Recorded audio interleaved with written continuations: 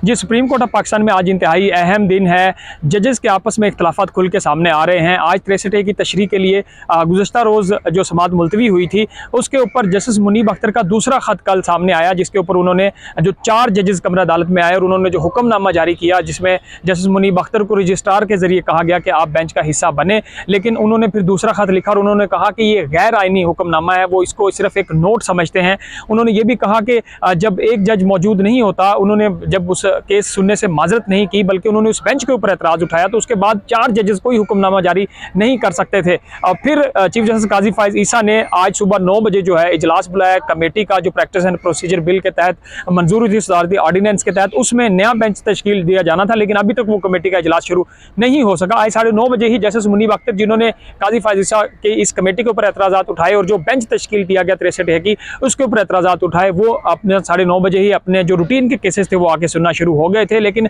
ये बेंच जो है, इसके ऊपर जो नया बेंच तश्कील दिया जाना था और जजेस कमेटी का जो इजलास होना था, वो क्यों ताखीर का शिकार है, ये इंतहाई अहम जो है एक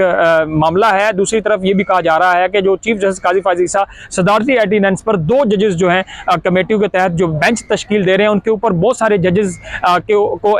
जो है इसके ऊपर इख्तलाफ है। और शायद कुछ ऐसा भी हो सकता है कि अगर यही 2 जज कमेटी के, यानी जस्टिस मंसूर अली शाह जो इस वक्त कमेटी का हिस्सा नहीं बन रहे, अगर वो बेंच तश्कील देते हैं, तो फिर बहुत सारे जजेस जो हैं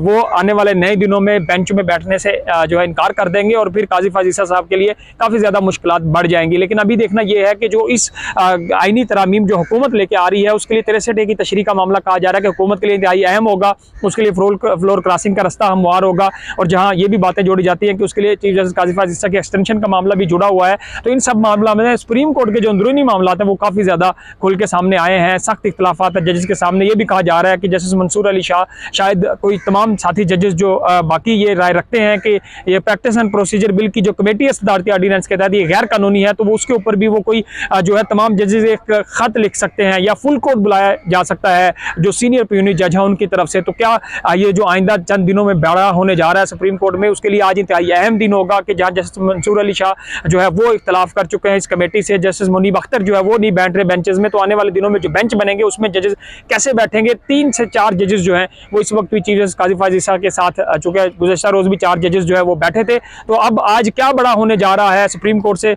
जो है तमाम नजरें इस वक्त लगी हुई हैं। चीफ जस्टिस काजी फायज ईसा क्या नया बेंच तश्कील देते हैं और फिर नए बेंच में कौन सा जज शामिल किया जाएगा, यह अभी देखना बाकी है।